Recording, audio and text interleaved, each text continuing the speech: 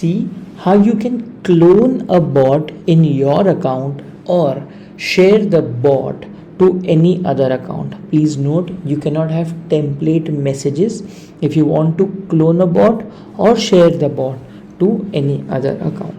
Simply click on these three dots, click on share.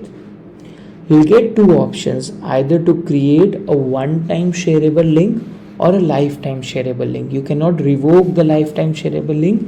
It's always suggested to use one-time shareable link. Click on generate sharing token.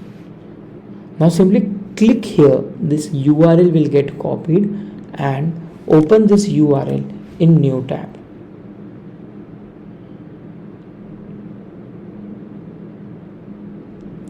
Now you can see your bot as a preview mode in the sharing link. Now simply click on clone workflow. Now this workflow or the bot has been basically copied in your own account, or it has been cloned to a different account where you have pasted this URL. So you need to be logged into the account and then click on clone.